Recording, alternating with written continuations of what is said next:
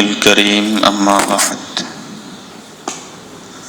فأعوذ بالله من الشيطان الرجيم بسم الله الرحمن الرحيم اعلموا إنما الحياة الدنيا لعب ولهو وزينة وتفاخر بينكم وتكاثر بالأموال والأولاد وقال النبي صلى الله عليه وسلم اغتنم خمسا قبل خمس إلى آخر الحديث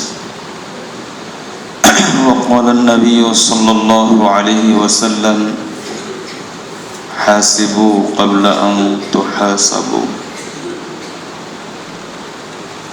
وقال النبي صلى الله عليه وسلم بادروا بالأعمال السبعة إلى آخر الحديث بارك الله لنا ولكم في القرآن العظيم ونفعنا به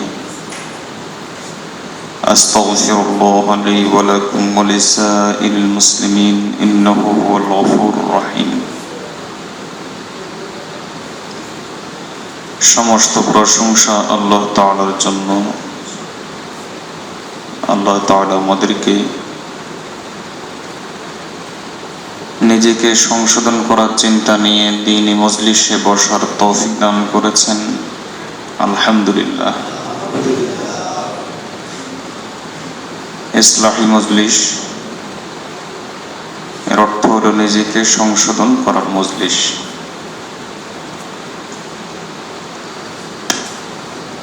তো নিজেকে সংশোধন করতে হলে নিজের জীবনের হিসাবটাও নিতে হয়।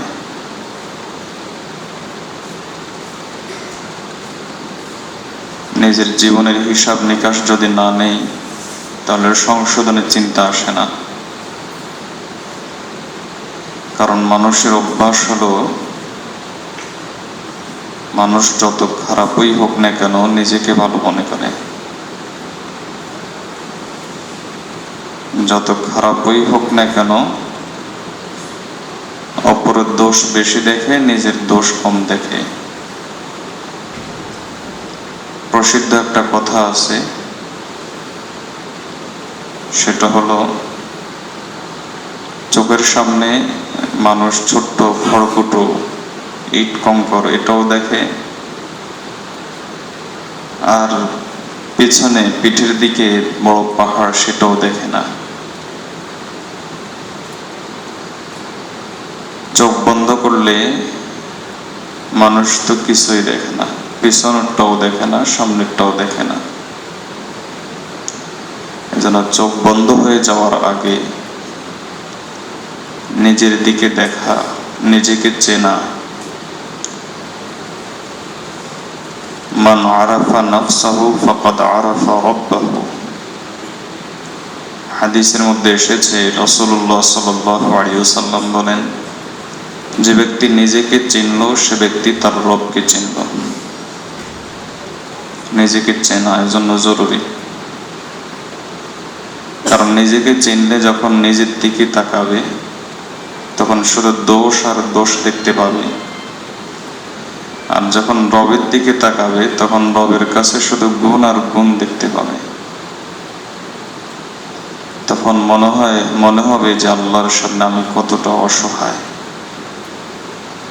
নিজের দিকে যদি না তাকাই তাহলে নিজেকে বীর বীর ভাব মনে হবে, অনেক গুণী গুণী মনে হবে, নিজেকে অনেক ভালো মানুষ মনে হবে। অপরের দোষ তালাশ করা এটা কবিরা গুনাহ, আর নিজের দোষ তালাশ করা এটা ওয়াজিব। আমাদের বড়রা বলে থাকেন, অন্যের দোষ তালাশ করা কবিরা গুনাহ, নিজের দোষ তালাশ করা এটা ওয়াজিব। সাহাবায়ে কেরাম এই অভ্যাস, এই ওয়াজিবের উপর আমল করতেন।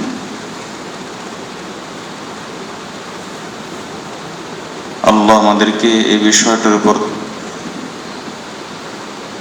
সঠিকভাবে সিদ্ধান্ত নেওয়ার তৌফিক দান করুন। ইসলাহি বয়ানের একটা সাইড এফেক্ট আছে। প্রত্যেক ভালো জিনিসও মানুষ খারাপ ব্যবহার করতে পারে। সাইড এফেক্ট হলো যে ইসলাহি বয়ানের আগে গোড়া পুরাটা দেখে না, যে ওই অংশটাই দেখে যে অংশটা প্রতিপক্ষের বিরুদ্ধে ব্যবহার করা যাবে। যে দেখছো আজকে হুজুর এই কথাগুলো বলছে, অর্থাৎ যেটা তার প্রতিপক্ষকে ঘায়েল করা যাবে শুধু সেই অংশটা গ্রহণ করে। এই রোগ হলো সবচেয়ে বড় রোগ। কেন এই রোগ বড় রোগ? কারণ এই রোগী নিজেকে সবচাইতে সুস্থ মনে করে, অথচ হাদিসের মধ্যে এসেছে রাসূলুল্লাহ সাল্লাল্লাহু আলাইহি ওয়াসাল্লাম বলেন, মান ক্বালা হালাকান নাস ফাহুয়া আহলাকুহুম, যে মনে করলো লোকজন ধ্বংস হয়ে গেছে সে সবচেয়ে বড় নষ্ট। যে মনে করে লোকজন নষ্ট হয়ে গেছে সে সবচেয়ে বড় নষ্ট। আমাদের আকাবির, আমাদের মাশায়েখদের অভ্যাস হলো মানুষের দোষ ধরতেন তাকে ছোট মনে করে নয়, মানুষের দোষ ধরতেন নিজেকে ছোট মনে করে। আল্লাহ আমাদেরকে বিষয়টা বোঝার তৌফিক দান করুন।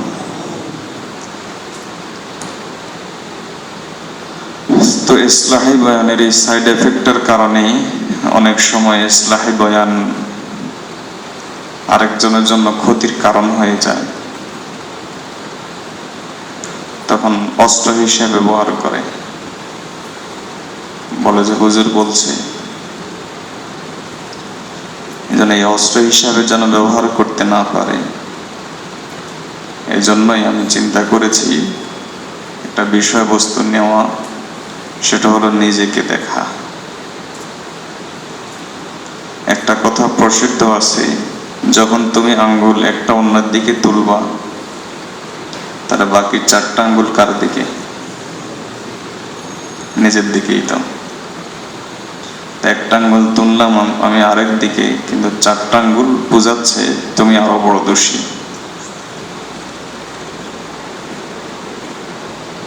আল্লাহ আমাদেরকে নিজেদেরকে নিয়ে ভাবনা করার তৌফিক দান করুন। এবার আমাদের পরিস্থিতি কি? এজন্য আবারও বলছি, ইসলাহি বয়ানের কোনো অংশকে কোট করে, কোনো অংশকে নির্ধারণ করে অন্যের বিরুদ্ধে ব্যবহার না করে। ইসলাহি বয়ান তো দোষ বলা, এবং আমাদের বড়দের অভ্যাস। হাকিমুল উম্মত আশরাফ আলী থানভী রহমতুল্লাহ আলাইহি বলতেন, আমি আসলে মানুষের বয়ানের সময় মানুষের দোষ ধরি না, আমি নিজের দোষগুলো তাকাই, এগুলো বলতে থাকি।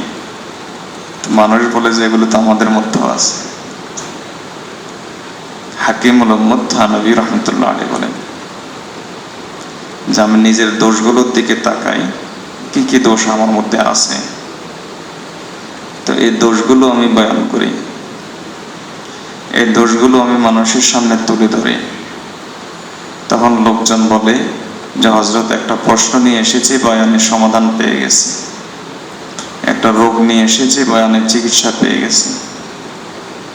কোরআন মজিদে এর দৃষ্টান্ত আছে। সূরা ইয়াসিনের মধ্যে আল্লাহর এক বান্দা আলোচনা এসেছে, নিজেকে ওয়াজ করেন, ওয়া মা লিয়া লা আ'বুদুল্লাযী ফাতারানী ওয়া ইলাইহি তুরজাউন। ওয়াজ হলো নিজের জন্য। এজন্য আমরা প্রত্যেকেই বক্তা এটা মনে করব ওয়াজ আমার জন্য, শ্রোতাও এটা মনে করব ওয়াজ আমার জন্য। ওয়াজ অন্যের জন্য এটা মাথা থেকে ফেলে দেই।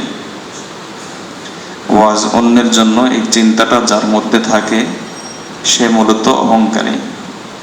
অহংকারের রোগ স্বীকার করুক বা না করুক, কিন্তু ডাক্তাররা বলে থাকেন, রোহের চিকিৎসকরা বলে থাকেন, মাশায়েখগণ বলে থাকেন, সে অহংকারে লিপ্ত।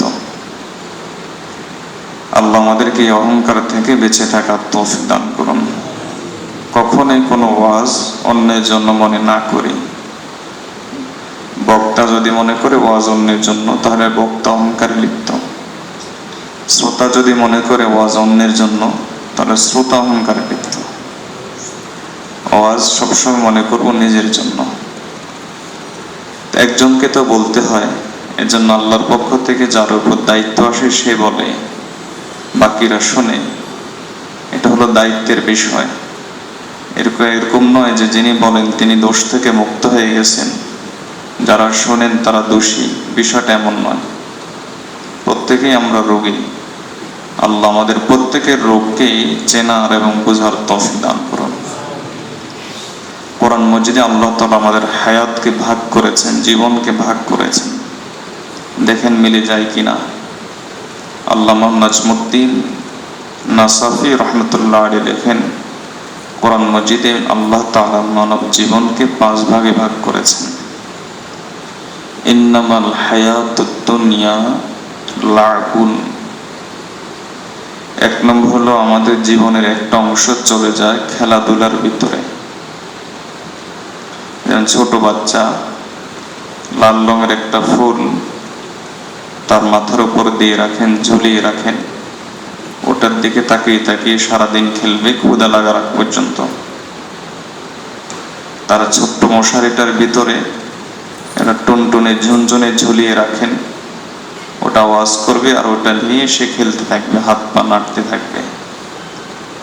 যখন আর একটু বয়স বড় হয় তখনও খেলাধুলার পিছনেই লেগে থাকে। ছোট্ট কাপড়ের টুকরা দিয়ে যে পুতুলটা বানায়, ওটাই তার জীবনের সবচাইতে বড় লক্ষ্য হয়। এটা কেউ যদি ছিনিয়ে নেয়, এমন ভাবে কান্না জড়িয়ে দেয়, মনে হয় যেন 2-4-5 কোটি টাকা নষ্ট হয়ে গেছে। এটা হলো লাভ। এটাকে বলা হয় খেলাধুলা। উদ্দেশ্যহীনভাবে চলা আমাদের জীবনের একটা বিশাল অংশ এর ভিতরে চলে যায়। প্রত্যেক মানুষের জীবনের একটা বিশাল অংশ এর ভিতর দিয়ে চলে যায়। 2 নম্বর লাহবুন। খেলাধুলা আছে, তবে দ্বিতীয় ধাপে এসে অন্যকে হারানোর মানসিকতা আসে। লাভ হলো অন্যকে হারানোর মানসিকতা নাই, শুধু খেলতেই আছে। আর লাহব হলো অন্যকে হারানোর মানসিকতা। বয়স যখন 3 বছর হয় মারামারি শিখে, নিজে এর চাইতে বড় যেটা সে যেটা করে ওইটা নকল করে, এটা কপি করে। বাবা মার কাছে যেটা দেখে সেটা কপি করে। এজন্য অনেক সময় দেখবেন যে ফ্যামিলি আল্লাহওয়ালা ফ্যামিলি, দিনদার ফ্যামিলি, ওই ফ্যামিলির 2-3 বছরের বাচ্চাদের খেলাধুলা হলো কি করবে? জিকির করবে। এটা হলো তাদের খেলাধুলা। তাদের খেলাধুলা কি? তারা অভিনয় করবে, ওয়াজ করবে, অভিনয় করে। এটা হলো তাদের খেলাধুলা। কারণ বাচ্চারা যখন তাদের বয়স 2-3 বছর হয় তখন তাদের লাহবের বছর চলে আসে, লাহবের সীমাকাল। লাহবের সীমাকাল মানে অন্যকে হারানোর মানসিকতা। আর অন্যকে কোনো ব্যক্তি তখনই হারাইতে পারে যখন সে আরেকজনকে মডেল মনে করে। তো সে যখন আরেকজনকে মডেল মনে করে তখন সামনে যেটা পায় সেটাকেই সে মডেল ভাবতে শুরু করে। এই বয়সের বাচ্চাদেরকে ব্যাপারে একটু বেশি সতর্ক থাকতে হয়। বেশি শাসন করলে, বেশি মারলে এই বয়সের বাচ্চারা বেহায়া হয়ে যায়। বরং যদি বুঝিয়ে শুনিয়ে এদেরকে ফেরত রাখা। এটা হলো লাহবের বছর, লাহবের মৌসুম। প্রথমটা হলো লাইক, খেলাধুলার মৌসুম। দ্বিতীয় ধাপ হলো প্রত্যেকের জীবনে এটা গেছে, ডান্ডা মারামারি খেলা, মার্বেল খেলা, এখন বের হয়েছে ক্রিকেট খেলা, বল খেলা। এগুলো প্রত্যেকের জীবনে গিয়েছে। যেসব খেলাতে অন্যকে হারানোর বিষয় থাকে। আল্লাহ বলেন এরপরে ধাপ আসে ওয়াজিনা।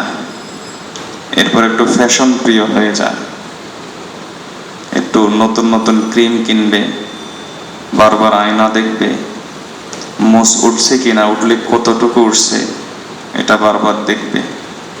এটা হলো জিনাতের বয়স, এটা সাজসজ্জার বয়স। নতুন পাঞ্জাবি কিনবে, ঈদের পাঞ্জাবি কাউকে দেখাবে না, ঈদের দিন পরবে, পরে তারপরে বন্ধু বান্ধবের কাছে অহংকার করবে।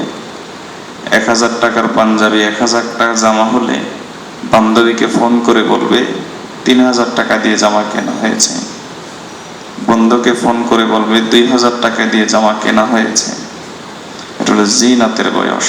প্রত্যেকের জীবনে কম বেশি এরকম থাকে, চাই সে পুরুষ হোক চাই সে মেয়ে হোক। আল্লাহ বলেন এটা হলো মানব জীবনের তৃতীয় ধাপ। মানব জীবনের চতুর্থ ধাপ হলো তাফাখুরুম বাইনাকুম, অহংকার করা। এবার ক্যারিয়ার গঠনের চিন্তা, দৌড়। এবার একটা দায়িত্ববোধ কিছুটা আসে, কিছু বিয়ে শাদী হয়, তখন ছেলে মেয়ে হয়, তাদেরকে বড় করার চিন্তা থাকে। এখন আর ওই ফ্যাশনের চিন্তা থাকে না, এখন ফ্যাশন করে পরিবারের লোকজন, এর পরবর্তী জেনারেশন যেগুলো আছে সেগুলো, আর নিজে দৌড়তে থাকে ওদের ফ্যাশনের জোগান দেওয়ার পিছনে। এভাবে তাফাখুরুম বাইনাকুম, তখন নিজে একটা কিছু যখন করতে পারে, কোন একটা ব্যবসায় নিজের ক্যারিয়ারে যখন গেইনার হয়, তখন 10 জনের কাছে বলে বেড়াতে ভালো লাগে তার, দেখো আমি এরকম করছি, তোমরা কি করো। সমবয়সী যারা আছে অথবা তাদের ছোট যারা আছে তার কাছে বলে আমরা এরকম করছি, এই বয়সে এরকম করতাম। এই যে তাফাখুরুম বাইনাকুম। আর যদি মহিলা হয় তখন এই বয়সে এসে চিন্তা আসে ছেলে মেয়েদের পিছনে ব্যস্ত হয়ে যাওয়া। আর যদি বদ্দিন মহিলা হয় তাহলে এই বয়সে চিন্তা আসে মার্কেটে মার্কেটে ঘুরে বেড়ানো। এই বয়সটাতে বেশি ঘুরে বেড়ায়। এজন্য মার্কেটে গেলে দেখবেন 10-12 বছরের মেয়ে খুব কম পাবেন, 20-22 বছর থেকে 30 বছর, 18 বছর থেকে 30-35 বছরের মেয়েদের সংখ্যা বেশি। কারণ এটা হলো জিনাত এবং তাফাখুরের বয়স। আল্লাহ আমাদেরকে বিষয়টা বোঝার তৌফিক দান করুন। লক্ষ্য করি তাহলে আমরা আল্লাহর জন্য সময় দিলাম কখন? খেলাধুলায় চলে গেল জীবনের একটা অংশ, জিনাতে চলে গেল জীবনের একটা অংশ, সাজসজ্জায় ফ্যাশনে চলে গেল জীবনের একটা অংশ, ক্যারিয়ার গঠন, অন্যের সামনে নিজেকে তুলে ধরার চিন্তা, উপস্থাপন করার চিন্তা। দেখবেন যে বিভিন্ন ধরনের ব্যবসা আছে যেগুলোকে কি বলা হয়, ওই যে নেটওয়ার্ক সিস্টেম, এরকম ব্যবসা আছে না, কত ধরনের ডেস্টিনি। এই বয়সের লোকদেরকে আকর্ষণ বেশি করে, কারণ এই বয়সের চিন্তা লোকের ক্যারিয়ারের চিন্তা, এই বয়সের চিন্তা হয় শুধু টাকা কামাই, টাকা উড়বে আর আমি ধরবো। খুব বড় বড় স্বপ্ন দেখে, 50,000 টাকা আমার পকেটে আছে, এবার চোখ বন্ধ করে এটা দিয়ে ব্যবসা করব। 5 বছরে 5 লাখ টাকার মালিক হয়ে যায় 5 মাসে। এর 5 মাসের চিন্তার 5 লাখ থেকে আবার এটাকে দিয়ে বাচ্চা ফুটাইতে থাকে, বাস্তবে না কল্পনার জগতে বাচ্চা ফুটাইতে থাকে। এবার 5 লাখ টাকা দিয়ে 50 লাখ টাকা বানায়। এবার চিন্তা করে ভালো একটা গাড়ি কিনবো, এবার গাড়ির মডেল খোঁজে মনে মনে, এই মডেলের গাড়ি হলে ভালো হয়, কিন্তু পকেটে আছে এখনো 50,000 টাকা। কিন্তু গাড়ির মডেল খোঁজে এই মডেলের গাড়ি হলে ভালো হয়। রাস্তায় গেলে তখন যদি শহরের ছেলে মেয়ে হয় তখন গাড়িগুলোর দিকে তাকায়, কোন মডেল কোনটা কত সুন্দর, মনে মনে ভাবে আমার যখন তৌফিক হবে তখন আমি এই মডেলটা কিনবো, এভাবে চিন্তা করে। আবার এটাও ভাবে যে একটা ফ্ল্যাট থাকবে, সুন্দর একটা বউ থাকবে, বহলে একটা সিমসাম সংসার থাকবে। এটা হলো এই বয়সের চিন্তা। এরপর হলো তাফাখুরুম তাকাসুরুম বিল আমওয়ালি ওয়াল আওলাদ। এরপর একটা বয়স আসে, একটা সময় আসে, মানুষ আর এগুলো নিয়ে ফ্যাশনের পিছনে না, ক্যারিয়ার গঠনের পিছনে এটার চিন্তাও খুব কমে যায়। তখন জমে যায় ক্যারিয়ার তো হয়ে গেছে, এবার এটাকে বাড়াও, সম্পদ তো আমার কিছু হয়ে গেছে, এবার এটার স্তূপ বানাও, পাহাড় বানাও। এবার ছেলে মেয়েদেরকেও মানুষ করা। ছেলেদের মেয়েদেরকে মানুষ করতে গেলেই প্রথমে জাগতিক চিন্তা আসে, ডাক্তার হতে হবে, ইঞ্জিনিয়ার হতে হবে, বড় মডেল হতে হবে, আর যদি দিনের পরিবেশ হয় তাহলে বড় আলেম হতে হবে। অর্থাৎ চিন্তার ব্যবধান, কিন্তু চিন্তার পদ্ধতিটা এক। দুনিয়ার পরিবেশ হলে তখন হয় ডাক্তার, ইঞ্জিনিয়ার, এই ওইটা হইতে হবে, সেটা হইতে হবে। আর দিনের পরিবেশ হলে তখন চিন্তা হয় আমার ছেলে মেয়ে বড় আলেম হইতে হবে, বড় দিনদার হইতে হবে। চিন্তার পদ্ধতি এক, কিন্তু চিন্তা ভিন্ন। কিন্তু একটা জায়গায় মিল আছে, সেটা হলো পদ্ধতি এক। আল্লাহ বলেন এটা হলো তাফাখুরুম বিল আমওয়ালি ওয়াল আওলাদ। এবার যখন ছেলে মেয়ের বিয়ে শাদীর বয়স আসে, বিয়ে শাদীর বয়স আসলে তখন আত্মীয় যখন খোঁজে, মেয়ে হলে খোঁজে সম্পদশালীর কাছে দেওয়া, ছেলে হলে খোঁজে যে সম্পদশালীর মেয়ে আনা, আবার নিজেরও সম্পদের হিসাব করা।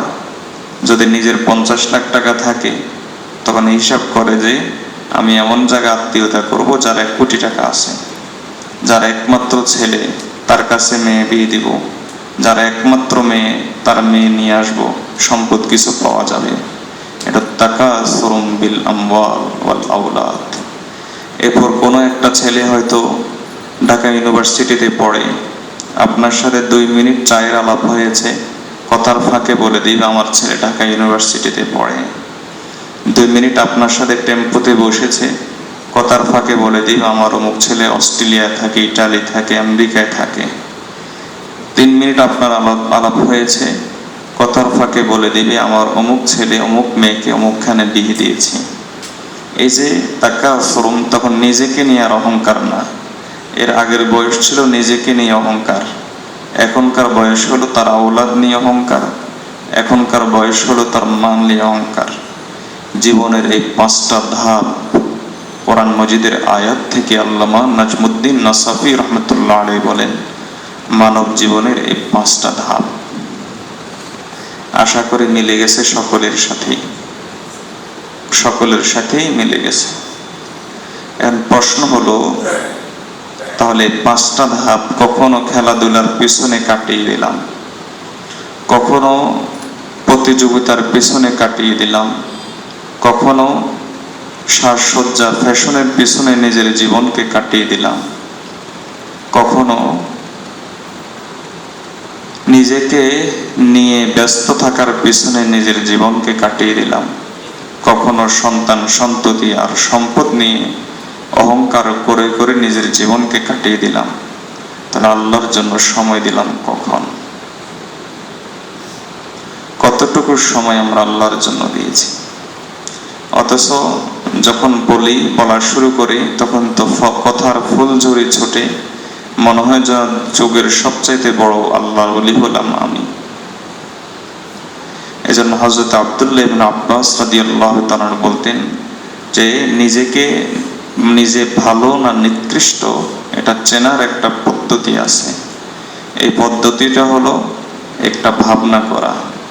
সেই ভাবনাটা হলো আমার কথার সাথে কাজের মিল আছে কিনা, আমার মানুষের সামনে নামাজ আর লোকচক্ষুর আড়ালের নামাজের মিল আছে কিনা, আমার মানুষের সামনে জীবন আর লোকচক্ষুর আড়ালের জীবনের সাথে মিল আছে কিনা।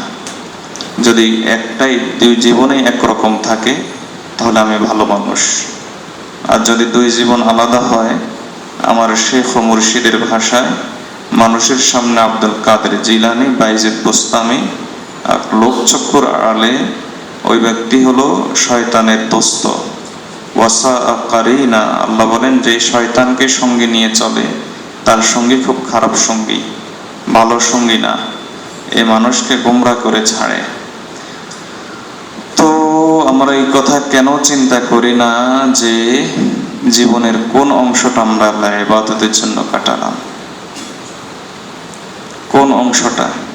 শিশুবেলা চলে গেল লাভ এবং লাহের পিছনে, খেলাধুলার পিছনে। যৌবন চলে গেল, তরুণ বয়সটা চলে গেল, তারুণ্যটা চলে গেল ফ্যাশনের পিছনে। যৌবনটা চলে গেল ক্যারিয়ার গঠনের পিছনে। এরপরে যখন বয়স হয় তখন চলে যায় সম্পদ আর আওলাদ নিয়ে অহংকার করার পিছনে, তাহলে আমরা কোন সময়টুকু আল্লাহকে দিলাম? কোন সময়টুকু আমরা আল্লাহকে দিলাম? হ্যাঁ দেই, কতটুকু দেই সেটাও বলি। সারা জীবন কাটে হেলায় ফেলায়, সময় আসলে ইবাদত করব, এই সময় আসলে ইবাদত করব, সময় আসলে ঠিক হয়ে যাব, এটা এমন এক ধোঁকা একজন মুসলমানকে কবিরা গুনায় লিপ্ত করার জন্য ইবলিসের সবচেয়ে শক্তিশালী জাল এটা, যে সময় আসলে করব, এটা হলো সবচাইতে শক্তিশালী জাল। আল্লাহর বান্দা এটা কেন বুঝি না যে মানুষ মৃত্যুর সময় সে কথাই তার বলার তৌফিক হয়, যে কথার উপর সে সারা জীবন ছিল। সারা জীবন যদি আমি দুনিয়া নিয়ে থাকি, সারা জীবন যদি গুনার ভিতরে ডুবে থাকি, মৃত্যুর সময় লা ইলাহা ইল্লাল্লাহু মুহাম্মাদুর রাসূলুল্লাহ নসিব হবে, এটা কেমনে ভাবি? আর একটা বাচ্চার দিকে তাকাই না, ওই বাচ্চাটা যে পরিবেশে থাকে সেই পরিবেশের দ্বারা সে প্রভাবিত হয়, তখন সে অন্য বাচ্চার সাথে ওরকম আচরণ করে। তো আমি যে পরিবেশে ছিলাম, আল্লাহর ইলমের সামনে, আল্লাহর জ্ঞানের সামনে আমি তো শিশু।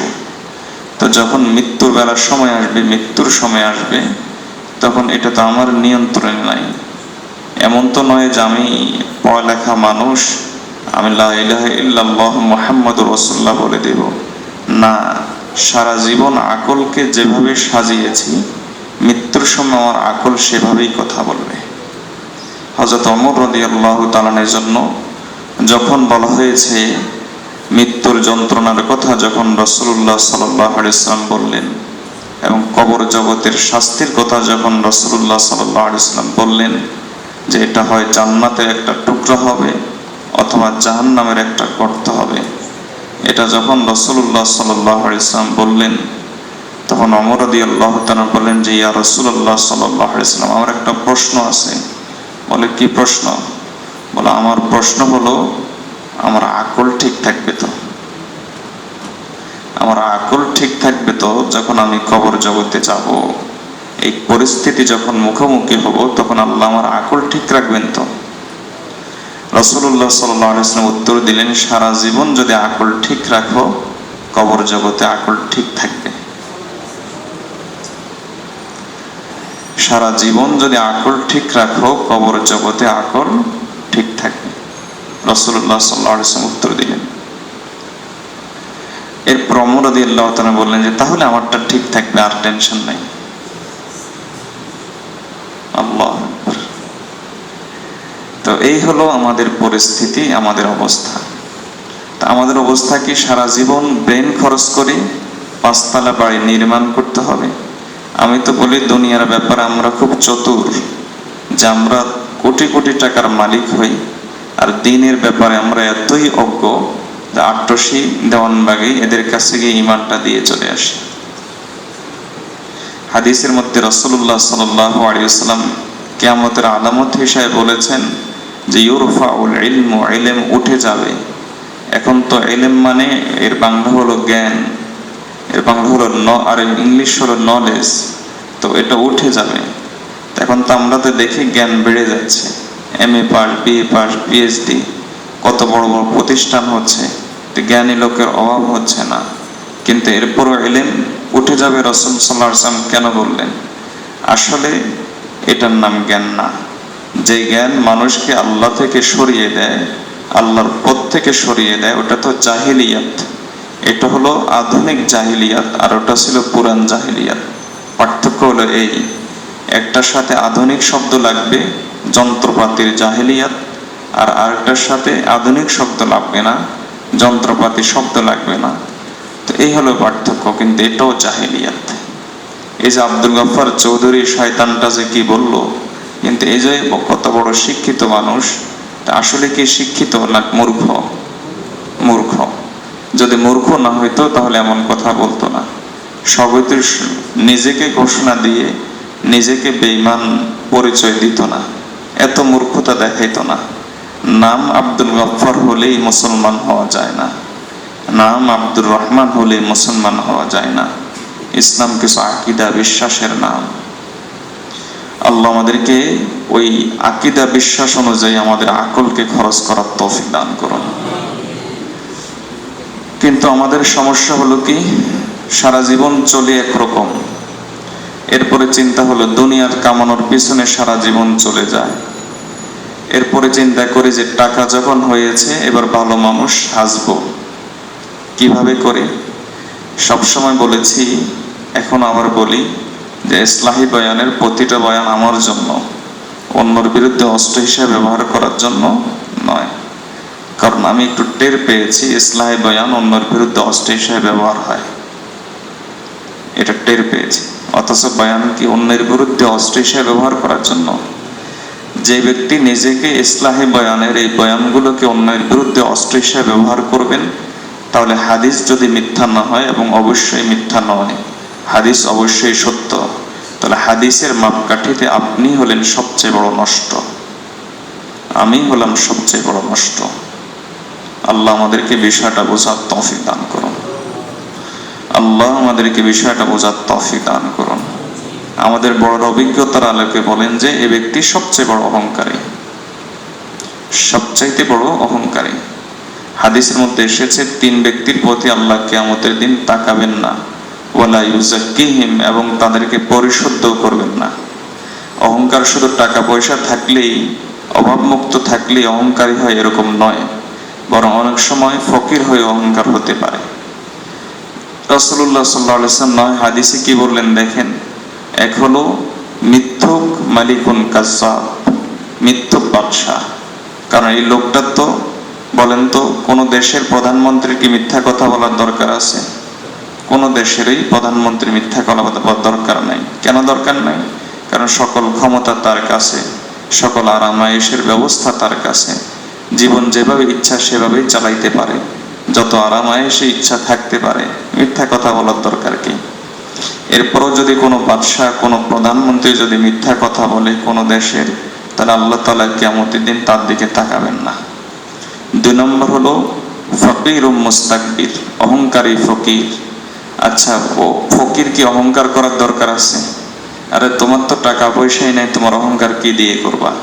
কিন্তু এরপরও 200 টাকার মাছ নিয়ে বাজার থেকে নাচাইতে নাচাইতে আসবে, দেখা যাবে যে আমি কিনছি একটা মাছ।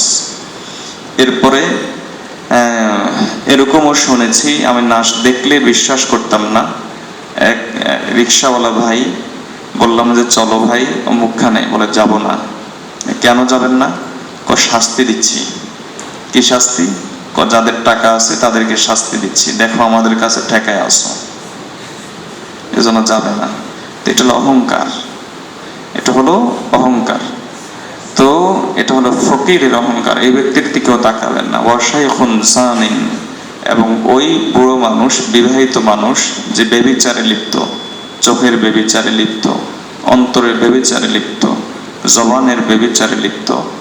এই নাতনির বান্ধবী এসেছে, নাতনি বলে এরপরে যে আমি যে গালটা ধরে আদর করলাম, মাথায় হাত বুলিয়ে দিলাম, এটার ভিতরে কত শয়তানি থাকতে পারে, এটার জন্য আমাদের প্রয়াত নাস্তিক হুমায়ুন আহমেদই যথেষ্ট, এটা বোঝার জন্য। আল্লাহ আমাদেরকে বিষয়গুলো বোঝার তৌফিক দান করুন। আল্লাহ আমাদেরকে বিষয়গুলো বোঝার তৌফিক দান করুন। তো কি যেন বলতেছিলাম, এই জীবনের এই 5টা ধাপ ভুলে যাই আমি, আমার ভুলার রোগ আছে, এই জন্য মনে করিয়ে দিবেন। এই 5টা ধাপ, জীবনের এই 5টা ধাপ আছে। প্রশ্ন হলো, আমরা আল্লাহর জন্য তখন সময় দিলাম কখন? কখন সময় দিলাম আমরা আল্লাহর জন্য? ও এর ভিতরেও যে ব্যক্তি আল্লাহর জন্য সময় দিতে পারবে, আল্লাহ তাআলা কি বলেন জানেন? তার কয়েকটা পুরস্কার। একটা পুরস্কার হলো আল্লাহ তাআলা তাকে তার মহব্বতকারীদের কাতারে শামিল করে নেবেন। এর ভিতরে যে ব্যক্তি আল্লাহর জন্য সময় দিবে, একটা পুরস্কার হলো আল্লাহ তাআলা তাকে তার মহব্বতকারীদের কাতারে শামিল করে নেবেন। আমরা বলি সময় নাই, সময় হলে করব। জীবনের শেষ বয়সে এসে একটা হজ করি, ও হজ শেষ বয়সে করাটার ব্যাপারে আমি নিরুৎসাহিত করি না, কিন্তু আমাদের অবস্থাটাও তো বুঝতে হবে। হজ তো যখন করবেন, যখনই অনুভূতি আসে তখনই করবেন। এটাকেও আবার অনেকে অস্ত্র হিসেবে ব্যবহার করে। বলি আমরা একটা বোঝানোর জন্য, আর বলে আরেকটা, করে আরেকটা বোঝানোর জন্য, আরেকজনকে ঘায়েল করার জন্য। ওই যে কোনো বুড়া হাজী সাহেব যদি কোনো, অথবা কোনো নেতা হাজী সাহেব কোনো খারাপ কাজে লিপ্ত দেখলে বুঝে হুজুর এই জন্যই বলছে, এগুলা অস্ত্র হিসেবে ব্যবহার করে। অথচ এগুলো বলা হচ্ছে নিজেকে সংশোধন করার জন্য, নিজেকে বোঝার জন্য, কাউকে ঘায়েল করার জন্য নয়। আমরা প্রত্যেকেই রোগী, নেতাও রোগী, আবার যারা নেতাদেরকে মেনে যায় তারাও রোগী। হুজুরও রোগী, যারা হুজুরদের কথা শুনে তারাও রোগী। ইমামও রোগী, মুসল্লিও রোগী। আমরা সকলেই রোগী। কারণ যোগটা হলো, সময়টা হলো রোগের সময়, গুনার পরিবেশ। রাস্তায় যখন হাঁটবেন, কোন ব্যক্তিকে পাবেন যে চোখের হেফাজত করতে পেরেছে? কাউকে পাবেন না। 100% চোখের হেফাজত করতে পেরেছে এরকম লোক খুঁজে পাওয়া যাবে না। এজন্য এই যুগের সবচাইতে বড় আল্লাহর ওলি হলো আমাদের একজন অতি নিকটের একজন বুজুর্গ ছিলেন, হাকিম আখতার সাহাব দামাত বারাকাতুহু মারিফ বিল্লাহ। তিনি আল্লাহর ওলি হওয়ার 4টা আমলের কথা বলেছেন। আরেকদিন এটা স্বতন্ত্র আলোচনা করব। সেখানে একটা আমল হলো এই, পুরুষ দাড়ি রাখবে আর চোখের হেফাজত করবে। 2টা আমল, দাড়ি রাখবে, চোখের হেফাজত করবে। মেয়েরা পর্দা করবে। আল্লাহ তাআলা আমাদেরকে বিষয়গুলো বোঝার তৌফিক দান করুন। তো নিজেদেরকে নিয়ে চিন্তা করি, নিজেদেরকে নিয়ে চিন্তা করি, নিজেদেরকে নিয়ে ভাবি যে আমরা আসলে আল্লাহর জন্য কোন সময়টা দিলাম। জীবনটা তো এভাবেই চলে গেল, আল্লাহর জন্য সময় দিলাম কখন? জীবনটা তো এভাবেই চলে যাচ্ছে, তাহলে আল্লাহর জন্য সময় দিলাম কখন? 3টা প্রশ্ন মুখস্থ করে যান। আমি কে? কোত্থেকে এসেছি? কেন এসেছি? আমি কে? বলেন তো, আমি কে? আল্লাহর গোলাম। হযরত আলী রাদিয়াল্লাহু তাআলা আনহু বলতেন, আমার সবচাইতে বড় পরিচয় হলো আমি আল্লাহর গোলাম, আল্লাহ আমার রব। কে পাঠিয়েছেন? কেন পাঠিয়েছেন? এই 3টা প্রশ্ন মুখস্থ করেন, তাহলে একটা প্রশ্ন মনে থাকবে, আসবে, সেটা হলো কি করছি। এই 3টা প্রশ্ন যদি মুখস্থ থাকে, ব্রেনের ভিতর যদি জাগিয়ে রাখতে পারি, তাহলে একটা প্রশ্ন আপনাকে খোঁচা দেবে। সে প্রশ্নটা অত্যন্ত পবিত্র প্রশ্ন, আপনার জীবনের ইসলাহের জন্য খুব গুরুত্বপূর্ণ প্রশ্ন। সেটা হলো করছিটা কি? আমি কে? কোত্থেকে আসলাম? কেন আসলাম? এই 3টা প্রশ্নের জবাবে আরেকটা প্রশ্ন আসবে, কি করছি। জীবনের সময়টা 6 ঘন্টা করে যদি ঘুমাই, 60 বছর বয়স, তাহলে 20 বছর চলে যায় ঘুমের ভিতরে, আর 15-16 বছর চলে যায় খেলাধুলা এগুলার পেছনে। তাহলে 20-এর সাথে আরো 15 আপাতত 15ই যোগ দিই। 15কে যোগ দিলে কত হয়? 35 হয়। আর থাকে 25। এই 25 বছর যদি ডেলি একটা করে সিরিয়াল দেখে, 2 ঘন্টা 3 ঘন্টা করে, তাহলে আরো যোগ করেন, আরো কয় বছর? 10 বছর যোগ করেন, তাহলে কত হয়ে যায়? 45। আর থাকে কয় বছর? এর চাকরি বাকরি, ছেলে মেয়ের পিছনে সময় দেওয়া, এগুলোর জন্য কি পরিমাণ সময় দিতে হয় এটা আমরা প্রত্যেকেই টের পাই। এরপরও 5 বেলা নামাজের জন্য সময় পাওয়া যায় না। এবার চিন্তা করি, আমাদের চাইতে নিকৃষ্ট আর কে আছে? যে লোকটার অফিসে চাকরি করে মাসে 20,000 টাকা বেতন দেয়, তার জন্য 6 ঘন্টা সময় দিতে পারি। আর যে লোকটা আমার ব্রেন থেকে শুরু করে আমার পায়ের তালু পর্যন্ত প্রতিটা অঙ্গ দান করেছেন, যে আল্লাহ, যে সত্তা, এবং যেই এমন কিছু অঙ্গ দান করেছেন যেগুলোর কোনো বিকল্প নাই, এমন কিছু অঙ্গ দান করেছেন। আরে চোখ তো লাগাইতে পারবেন, কিন্তু আপনার অরিজিনাল চোখ কি আর পাওয়া যাবে? ডাক্তার তো আপনাকে চিকিৎসা দিতে পারবে, চোখের পাওয়ার কি দিতে পারবে? ডাক্তার আপনার আরেকজনের ব্লাড নিয়ে আপনার শরীরে ঢুকাইতে পারবে, কিন্তু ডাক্তার কি ব্লাড তৈরি করতে পারে?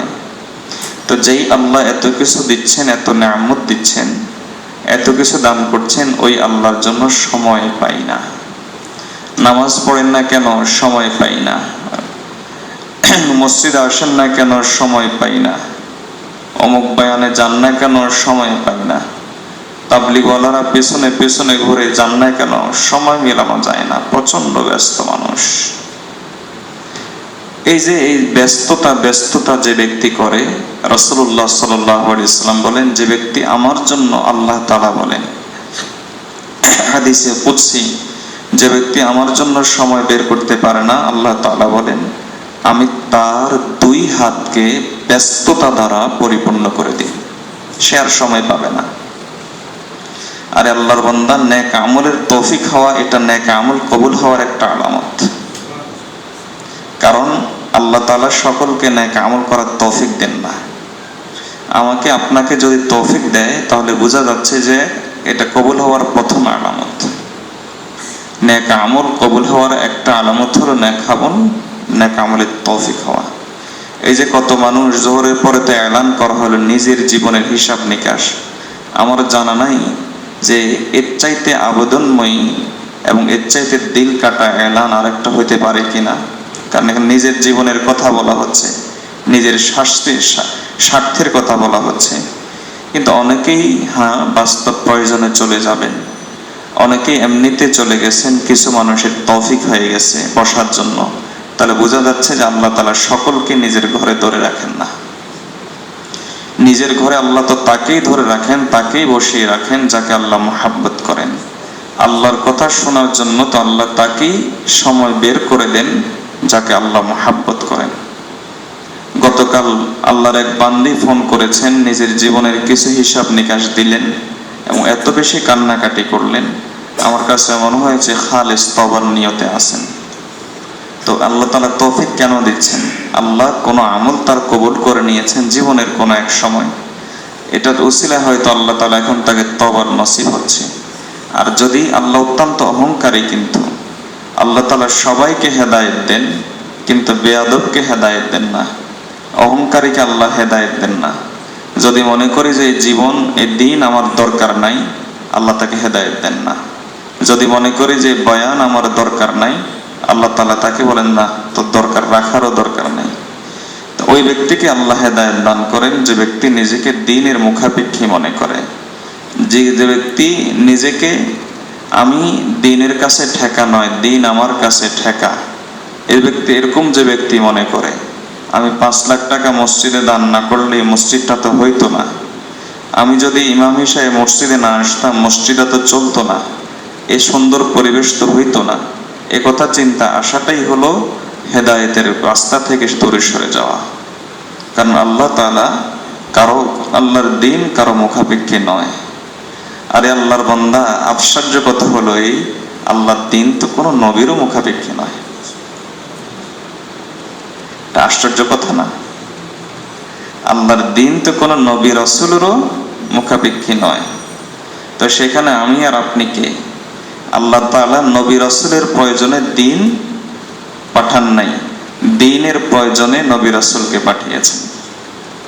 তাহলে বোঝা গেল যে দ্বীনের প্রতি সকলেই মুখাপেক্ষী, এমনকি নবীগণও মুখাপেক্ষী, এমনকি আম্বিয়া কেরামও মুখাপেক্ষী। সেখানে ওলামায়ে কেরাম আর আমি আর আপনি কে? এজন্য দ্বীনের প্রতি কেউ মুখাপেক্ষী, আমরা সকলেই মুখাপেক্ষী। তো আল্লাহ তাআলা দ্বীনের কিছু কাজ করতে দেওয়া, এটা তো আমার সৌভাগ্য। আরে ভালো বড় অফিসার, বড় সাহেব, বহু টাকা পয়সার মালিক আমার বস, আমি তার অফিসের সাধারণ একজন কর্মচারী, 5000 কর্মচারীর মধ্যে একজন সাধারণ শ্রমিক, আর তিনি অফিসের মালিক, গোটা অফিসের মালিক, এই এলাকার মালিক। তিনি যদি আমাকে ডেকে বলেন চলো আমার বাসায় গিয়ে নাস্তা করবা, থাকবা, এই কথা বলে যদি কাঁধে হাত দিয়ে যদি আমার বাসায় নিয়ে যান, তার বাসায় যদি তিনি নিয়ে যান, তাহলে আমরা কি পরিমাণ খুশি হই। আর আল্লাহর বান্দা, আল্লাহ তো নেক আমলের তৌফিক কাঁধে হাত দিয়ে ওই ব্যক্তিকেই আনেন যে ব্যক্তির প্রতি কদমে আল্লাহ গুনাহ মাফ করার ইচ্ছা করেন। আর যে ব্যক্তির প্রতি কদমে আল্লাহ তাআলা নেক আমল কি বলে এই নেক বাড়ানোর ইচ্ছা করে আল্লাহ তো তাকেই।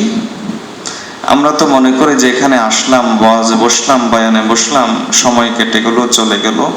আল্লাহর বান্দা এসেছেন তো দ্বীনের কথা শোনার জন্য, এসেছেন তো ইলম শিক্ষা করার জন্য। আল্লাহ তাআলা তো ওই ব্যক্তিকে ইলম শিক্ষার পথে নেন যাকে আল্লাহ জান্নাত দেওয়ার চিন্তা করেন। কারণ হাদিসের মধ্যে এসেছে, মান সালাকা তরিকান ইয়ালতামিসু ফিহি ইলমান সাহালাল্লাহু বিহি তরিকান ইলাল জান্নাহ।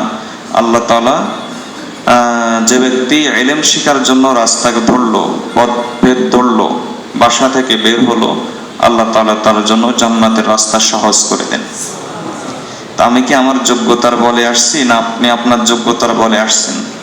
কেউই কারো যোগ্যতার বলে আসে নাই। আল্লাহর কিছু মহব্বত আছে আমাদের সাথে লাগোয়া, কিছু মায়া আমাদের সাথে লাগোয়া আছে, কিছু মহব্বত আমাদেরকে করেন। এটা প্রমাণ হলো আল্লাহ তাআলা আমাদেরকে এখানে আসার তৌফিক দেন। আল্লাহ আমাদেরকে এখানে আসার তৌফিক দান করবেন। ওই ব্যক্তি কতই না প্রিয়, ওই ব্যক্তি কতই না আল্লাহর মহব্বতের মানুষ, যে ব্যক্তিকে আল্লাহ তাআলা শেষ 10টা দিন ইতিকাফ করার তৌফিক দিয়ে দিবেন। কারণ আল্লাহ তাআলার দরবারে ওই ব্যক্তিকে ভিক্ষুক বানাবেন যে ব্যক্তি ভিক্ষা নেওয়ার উপযুক্ত। তো এই দরবারে ভিক্ষুক তো সবাই হতে পারে না।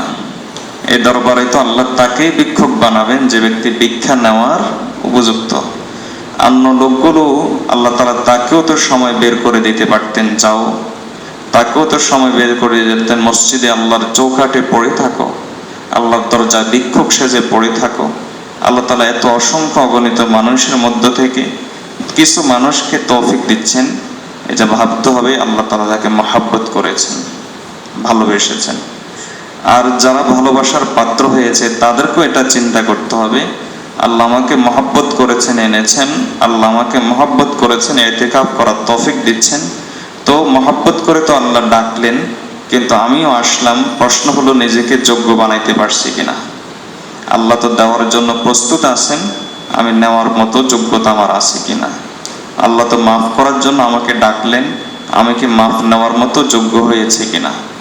আল্লাহ তো আমাকে দেওয়ার জন্য আমার ঝুলি বিছাইতে বললেন, আমি কি আমার ঝুলিকে বিছালাম কিনা।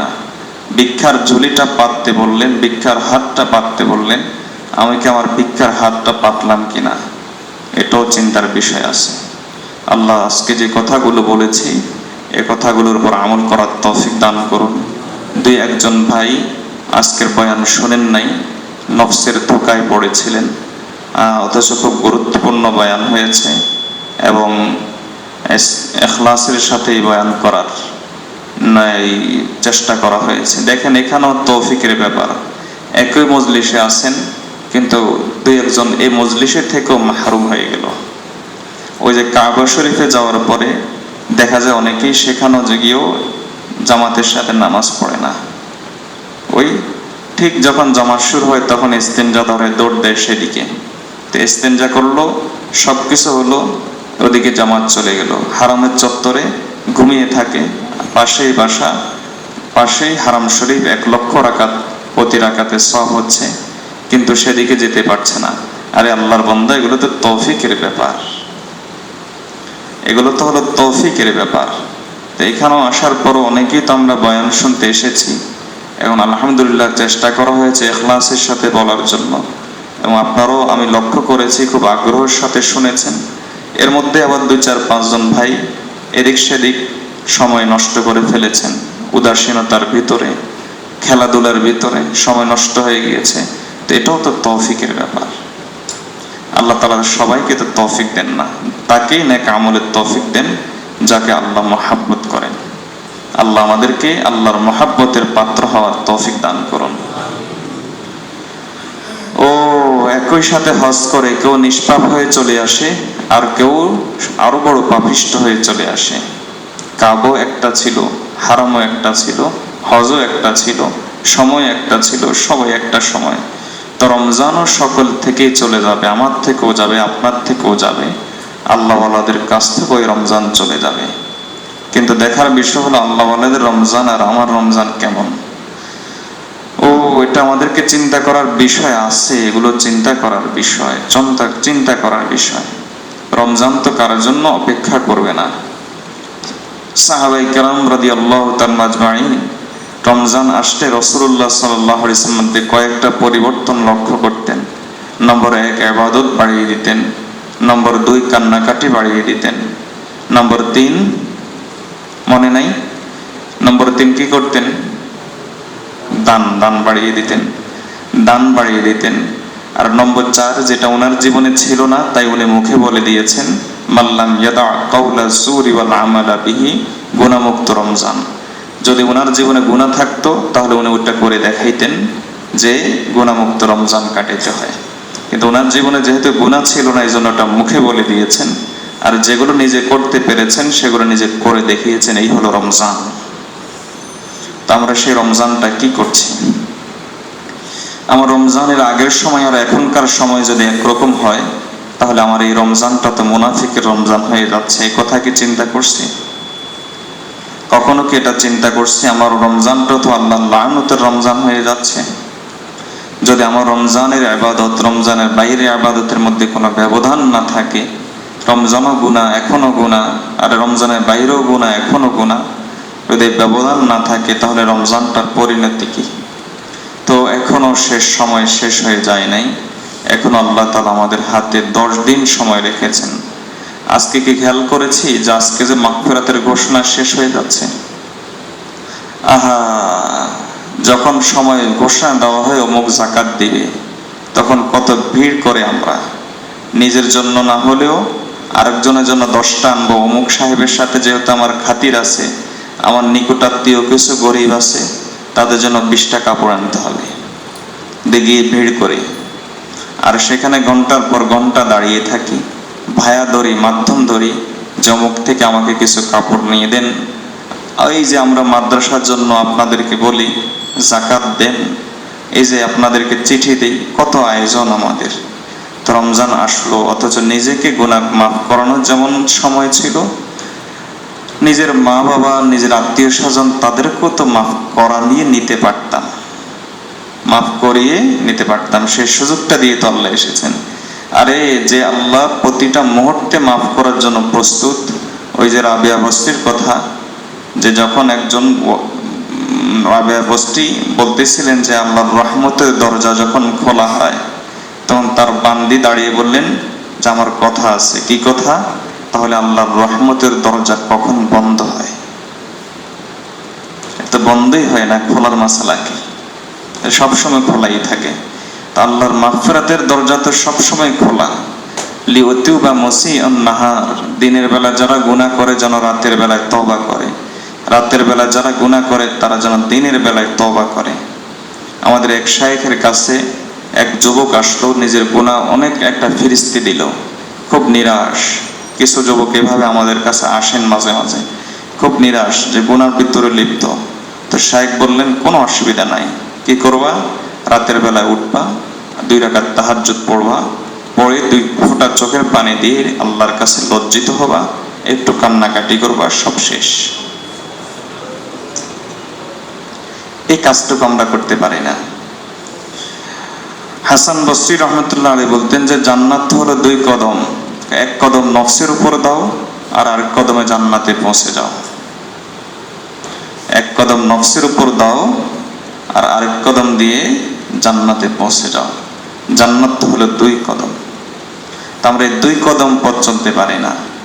আর রমজানে তো আল্লাহর পক্ষ থেকে অনেক বড় অফার। আর যিনি এই পরিমাণ মাফ করেন, যিনি সারা জীবন গুনাহ করলে মৃত্যুর আগেও যদি তওবা করে, মালাম ইউগারগির, রাসূলুল্লাহ সাল্লাল্লাহু আলাইহি ওয়াসাল্লাম বলেন যতক্ষণ মৃত্যুর গড়গড়া শুরু না হয় ততক্ষণ পর্যন্ত তিনি তওবা গ্রহণ করার জন্য প্রস্তুত থাকেন। এত বড় আল্লাহ যখন তিনি মাগফিরাতের ঘোষণা দেন, কোন দানবীর যখন ঘোষণা দেন আজকে দান করা হবে, তখন কি পরিমাণ দান করলে এই ঘোষণা দেন। তো এত বড় আল্লাহ যখন তিনি মাগফিরাতের ঘোষণা দেন, না জানে কি পরিমাণ মাফ করলে তিনি এই ঘোষণা দিয়েছেন। ওই দিনগুলো তো আজকে শেষ হয়ে যাবে, আজকে শেষ হয়ে যাবে। রাসূলুল্লাহ সাল্লাল্লাহু আলাইহি ওয়াসাল্লাম এবং সাহাবায়ে কেরামের রমজান যত বাড়ত তত তাদের ব্যস্ততা বেড়ে যেত, তত তাদের ইবাদত বেড়ে যেত। কেন? শেষ হয়ে যাচ্ছে, যা পারি নিয়ে নে, শেষ হয়ে যাচ্ছে, যা পারি নিয়ে নে, একটা মনোভাব। কিন্তু আমাদের অবস্থা হলো এই 2 দিন খুব জোরদার সাথে তারাবিতে আসি, এরপরে 2 তলা 3 তলা 4 তলা পর্যন্ত ভরে যায়। রমজান যত যায় এরপরে তারাবিতে লোকের সংখ্যাও কমতে থাকে। লা হাওলা ওয়ালা কুওয়াতা ইল্লা বিল্লাহ। দুনিয়ার অন্যান্য বিষয়ের মতো আমরা রমজানকে মনে করে ফেলেছি। আল্লাহ আমাদেরকে বিষয়গুলো বোঝার তৌফিক দান করুন।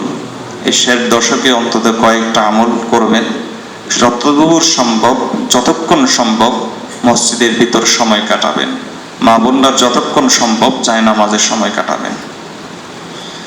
আর আমরা পুরুষরা যতক্ষণ সম্ভব মসজিদের মধ্যে সময় কাটানো।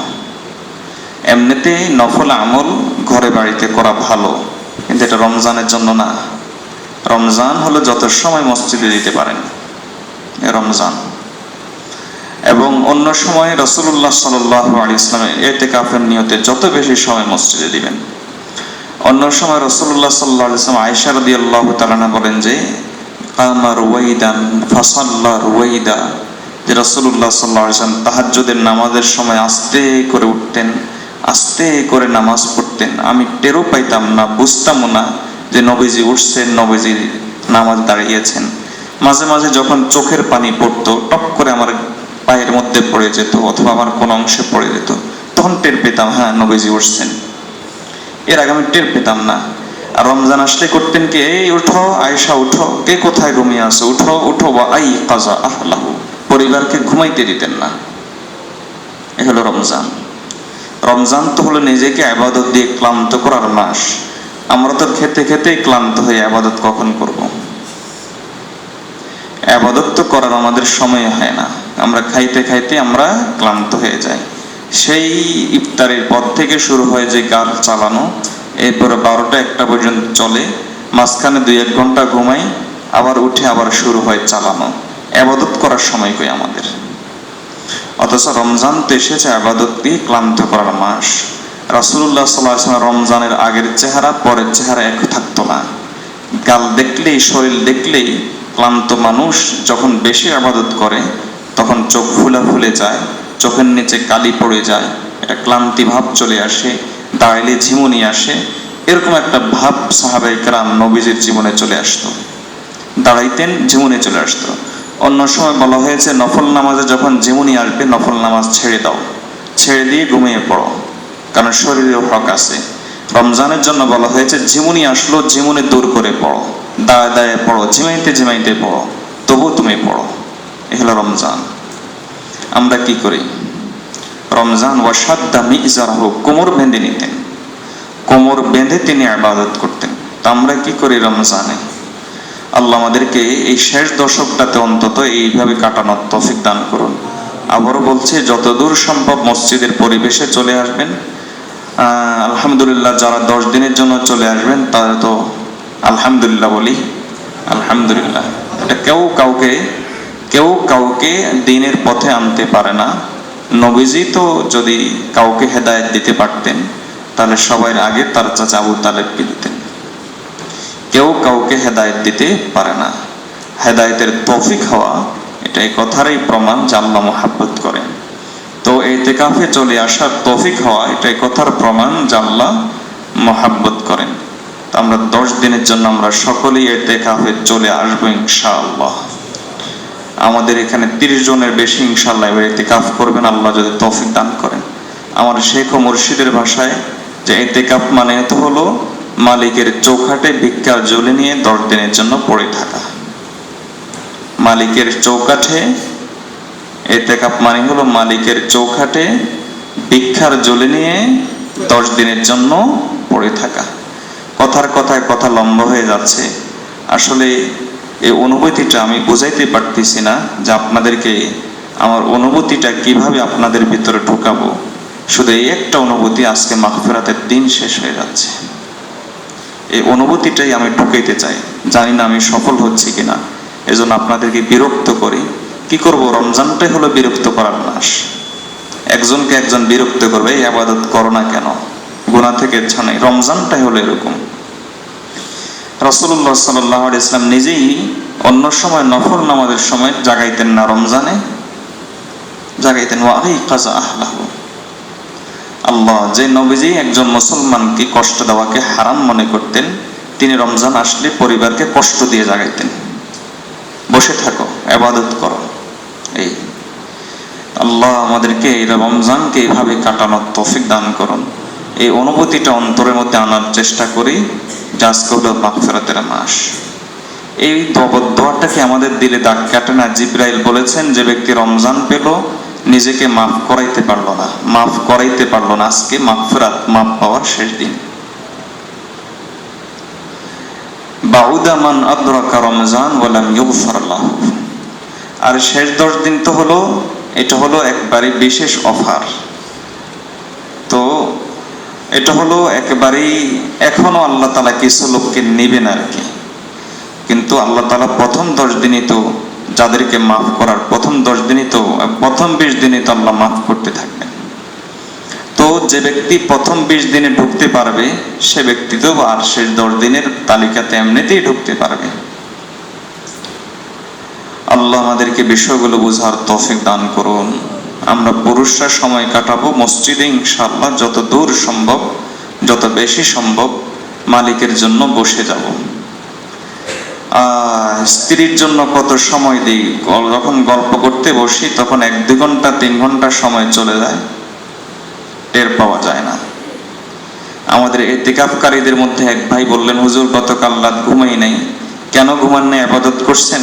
মজা করে বললেন যে না হুজুর, ইবাদত করি নাই, 10 দিনের জন্য চলে আসবো, তো এজন্য বউ ঘুমাইতে দেয় নাই। বন্ধু বান্ধব মানুষ, এজন্য এই ভাই বলেছেন, ভুল বলেন নাই, ভুল বলেন না। এটা এই জায়েজ মজা, এটা হাদিসে আছে, নিষেধ না, তো না জায়েজ না, উনি তো আর অন্য কিছু বলেন নাই, তো উনি এই জন্য ঘুমাইন নাই। তা আমার পরবর্তীতে চিন্তা আসলো, আহা, স্ত্রীর মহাব্বতে ঘুম ত্যাগ করতে পারি, আল্লাহর মহাব্বতে আমরা আল্লাহর জন্য কিছুক্ষণ বসে যেতে পারি না। এই হলো আমাদের হালাত, আল্লাহর মহাব্বতে আমরা আল্লাহর জন্য কিছুক্ষণ বসে যেতে পারি না। ইনশাআল্লাহ এই জন্য রমজানে খুব টাইট শিডিউল থাকবে, যে কোনো সময় আসবেন মসজিদের মধ্যে, ইনশাআল্লাহ ইবাদতের পরিবেশ পাবেন, ইবাদতে একটার না হয় একটার সাথে জুড়ে যেতে পারবেন। এই লম্বা মোরাকাবা হবে, অন্তত 1 ঘন্টা মোরাকাবা হবে, জিকির হবে, দোয়া হবে, লম্বা দোয়া হবে। ভিক্ষুক যত বেশি ভিক্ষা করতে পারে, আরে মাওলাজি তো দেওয়ার জন্য প্রস্তুত আছেন, এখন আমি শুধু আমার ভিক্ষার ঝুলিটা মাওলাজির দরবারে পেতে দেওয়াই তো। তো ভিক্ষুক যত বেশি ভিক্ষা করতে পারে, আমরা বারবার আল্লাহর কাছে ভিক্ষা করব, তো আল্লাহর কাছে বারবার ভিক্ষার ঝুলি তুলে দেব। তো যত লোক যখনই সম্ভব, রাত নাই দিন নাই, 10টা বাজে মনে চেয়েছে দিনের চলে আসবেন, রাতের 12টা বাজে মনে চেয়েছে চলে আসবেন, রাতের 2টা বাজে মনে চেয়েছে মসজিদে চলে আসবেন। 24 ঘন্টা খোলা থাকবে, 24 ঘন্টা ইবাদত থাকবে। 2 থেকে 2.5 ঘন্টা এখানে আসার পরে 2টা জিনিসের সুযোগ, একটা হলো ইবাদতের সুযোগ থাকবে, আর একটা হলো ঘুমানোর সুযোগ থাকবে। তৃতীয় জিনিসের সুযোগ থাকবে না, গল্প আড্ডা কথাবার্তা, এগুলোর সুযোগ থাকবে না। আল্লাহ তাআলা আমাদেরকে এগুলো এভাবে ইবাদত কাটানোর তৌফিক দান করুন। রমজানকে রমজান হিসাবে মূল্যায়ন করার তৌফিক দান করুন। আর যারা পারবেন তারা সুন্নত মুআক্কাদা ইতিকাফ করার তৌফিক দান করুন। যে কথাগুলো মনে এসেছে সেই কথাগুলো বলে দিলাম। এতে যদি কোনো ভাইয়ের মনে কষ্ট যেয়ে থাকে, রমজানেতে একটু মনোকষ্ট দেওয়ার জন্যই, এভাবে না বললে তো অনুভূতি জাগে না, কি করব। তো আল্লাহর কাছে চেষ্টা করেছি ইখলাসের সাথে বলার জন্য। জানি না আপনাদের হৃদয়ে আমি দাগ কাটতে পেরেছি কিনা, আল্লাহ তাআলা আপনাদের অন্তরকে বদলে দিয়েছেন কিনা। আল কলবু বাইনা ইয়াদাইর রহমান, অন্তর হলো মানুষের রহমানের 2 হাতের মাঝখানে।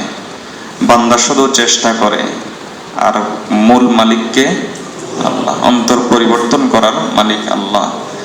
দিল আমাদের পাথর হয়ে গেছে, এজন্য সহজেই কান্না আসে না। দিল আমাদের পাথর হয়ে গেছে, এজন্য ভারী ভারী কথাও আমাদের মনে ধরে না। আর বক্তারও সমস্যা আছে, ইখলাসের অভাব থাকে, শ্রোতার তলবের অভাব থাকে, বক্তার ইখলাসের অভাব থাকে। দুই অভাবের কারণে, কোনো কথার কারণে দিল এখন আমাদের আসর পড়ে না, আরে কথা এখন আমাদের আসর হয় না। আল্লাহ আমাদেরকে তৌফিক দান করুন। কয়েকটা টিপস বলে দিচ্ছি যে যারা রমজানে মোটামুটি ফায়দাগুলো যেন নিতে পারেন 10 দিন। ইতিকাফের আরে ইফতারির আগের দোয়া কখনো মিস করবেন না। আমার শেখ বলেন যে যদি বলা হয় একজন পীর, একজন বুজুর্গ অমুক, তিনি দোয়া করবেন এখন এবং আমরা আপনার জন্য দোয়া করবেন, আর আল্লাহ ওই পীর সাহেবের দোয়াতে কবুল করেন, তখন আমরা তার জন্য ভিড় করি দোয়া নেওয়ার জন্য। রমজানে ইতিকাফে যখন 10 দিন থাকে তখন আমরা একটা পানি পড়ার ব্যবস্থা করি, মনে আছে? দেখলাম যে গত বছর সকলেই পানির বোতল নিয়ে আসছে। আহা, এটা ভালো জিনিস, খারাপ না, কিন্তু এর চাইতে গুরুত্বপূর্ণ বিষয় তো ছিল এই ইফতারের আগে আপনি সব বাজেট করাইতে পারতেন। আপনার পরিবারের অভাব ইফতারের আগে যিনি অভাব দিয়েছেন তার থেকে অভাব পূরণের ব্যবস্থা করে নেন। আপনার রিজিকের দরকার, যিনি রিজিকের মালিক তার কাছে ব্যবস্থা করে নেন। আপনার টেনশন দূর করা দরকার, যিনি শান্তির মালিক তার থেকে দূর করে নেন। আপনার পারিবারিক অসুস্থতা আছে, যিনি শেফা দানকারী তার থেকে নিয়ে নেন।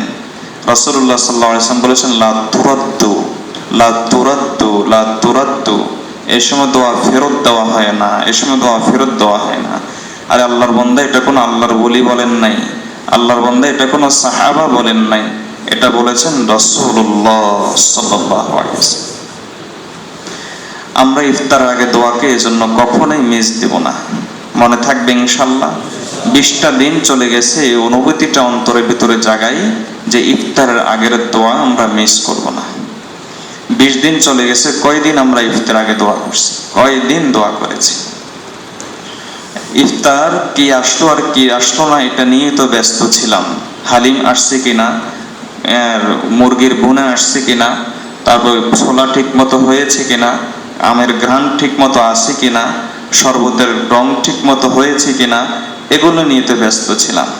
কেউ শসা কাটার পিছনে, কেউ পেঁয়াজ কাটার পিছনে, কেউ ইফতারি বানানোর পিছনে, কেউ পরিবেশনের পিছনে, কেউ বসে বসে ঘ্রাণ নেওয়ার পিছনে, এগুলোতে নিয়ে ব্যস্ত ছিলাম। কেউ ইফতারিটাকে ছেলে মেয়েদের সামনে নাচানোর পিছনে, এগুলো নিয়ে তো আমরা ব্যস্ত ছিলাম।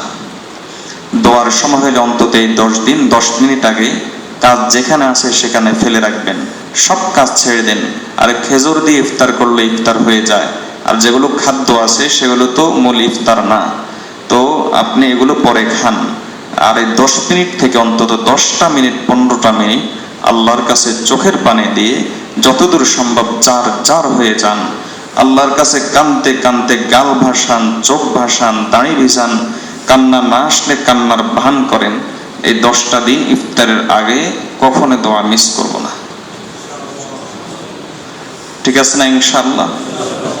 আর তাহাজ্জুদ, কিয়ামুল লাইল, এই 10টা দিন অন্তত মিস করব না। পারলে একাকি পড়বেন। আমাদের এখানে তাহাজ্জুদ বা কিয়ামুল লাইল শেষ 10 দিন আদায় করা হয়। কাউকে আমি দাওয়াত দিচ্ছি না, কাউকে দাওয়াত দিচ্ছি না, এজন্য আপনিও কাউকে দাওয়াত দিবেন না। এমনি এখানে হয়, আপনি যদি শরীক হতে চান সুযোগ আছে, তবে আমি বলবো একাকি যদি আপনি তাহাজ্জুদ কিয়ামুল লাইল আদায় করেন এতে সব বেশি পাবেন। মসজিদে এসে একাকি করতে পারেন, 4 তলায় চলে যান, 3 তলায় চলে যান, সেখানে একাকি বেশি কিয়ামুল লাইল করেন। আমরা যে জামাতের সাথে পড়ি এর চাইতে বহু গুণে বেশি সওয়াব। এবং একটা হাকিকত, বাস্তব কথা বলবো, এই বাস্তব কথা আপনাদেরকে কিছুটা উৎসাহ দেওয়ার জন্য, কিছুটা নিরুৎসাহিত করার জন্য। সেটা হলো এভাবে কিয়ামুল লাইল শেষ 10 দিন বা রমজানের যে আমরা 8 রাকাত তাহাজ্জুদ বা কিয়ামুল লাইল জামাতের সাথে পড়ে থাকি, এটা আসলেই সুন্নত কিনা এ নিয়ে উলামায়ে কেরামের মধ্যে মত পার্থক্য আছে। তা আমরা একটা জামাতের একদল উলামায়ে কেরামের ফতোয়াকে আমরা গ্রহণ করেছি এজন্য যেন কিছু মানুষ ইবাদতের সুযোগ পায়। গাফলতের জমানা, উদাসীনতার জমানা, মানুষ ইবাদত থেকে দৌড়ে পালাচ্ছে, তো কিছু মানুষকে যেন একটু জড়িয়ে রাখা যায় এজন্য। তো এই ইখতিলাফ থেকে এই জিনিসটাও পরিষ্কার হয় যে অবশ্যই উত্তম হলো একাকী পড়া, অবশ্যই উত্তম হলো একাকী পড়া। আল্লাহ আমাদেরকে বিষয়টা বোঝার তৌফিক দান করুন এবং তাহাজ্জুদ গুরুত্ব দিব, তাহাজ্জুদের জামাত না, তাহাজ্জুদের গুরুত্ব দিব। তাহাজ্জুদের জামাত যদি সুযোগ হয়, কোনোদিন একাকী পড়েন, কোনোদিন মসজিদে এসে পড়েন। সবসময় মনের হালত একরকম থাকে না, কোনো সময় একাকী পড়তে ভালো লাগবে, কোনো সময় মসজিদে এসে পড়তে ভালো লাগবে, তো যখন যেরকম লাগে। আর মা বোনরা অবশ্যই জায়নামাজ নিয়ে বসে যাবেন। আর পরিবারের জন্য তো সবসময় সময় দেন, সবাইকে আপনি এটা বুঝান, বোঝাতে আপনি যে কোনোভাবে এটা বুঝান যে 10টা দিন সেহরি হয়তো কিছু কম হবে, ইফতারি হয়তো কিছু কম হবে, কিন্তু ইবাদত কম হবে না। এই বিষয়টা বুঝান সবাইকে। এই 10টা দিন আমরা এভাবে আমরা সময় কাটাতে রাজি আসবে ইনশাআল্লাহ। রমজানের বাইরে আর রমজানে রাসূলুল্লাহ সাল্লাল্লাহু আলাইহি ওয়াসাল্লাম একরকম থাকতেন না, আবার রমজানের প্রথম 20 দিন আর শেষ 10 দিন রাসূলুল্লাহ সাল্লাল্লাহু আলাইহি ওয়াসাল্লাম একরকম থাকতেন না, ব্যবধান হয়ে যেত। আল্লাহ আমাদেরকে এভাবেই রমজান সে 10টা দিন আছে এভাবে কাটানোর তৌফিক দান করুন। কথায় কথায় একবার শেষ করেছি, মনে হয় মাঝখানে 2-3বারই শেষ করেছি, আবার কথায় কথায় কথা লম্বা হয়ে গেছে, এজন্য অনেক ভাইয়ের হয়তো সময় লস করে ফেলেছি। আল্লাহর জন্য সময় দিয়েছেন, ইনশাআল্লাহ আল্লাহ অনলাইনে বরকত দিয়ে দেবেন ইনশাআল্লাহ। এখন কিছু জিকির হবে, দোয়া হবে, মুরাকাবা হবে, যারা পারবেন তারা শরীক হন। আমরা প্রথমে লা ইলাহা ইল্লাল্লাহ জিকির করব, বয়ান শেষ, যারা চলে যেতে চান প্রয়োজন থাকলে চলে যেতে পারেন। আমরা লা ইলাহা ইল্লাল্লাহর জিকির করব, মুরাকাবা হবে, দোয়া হবে।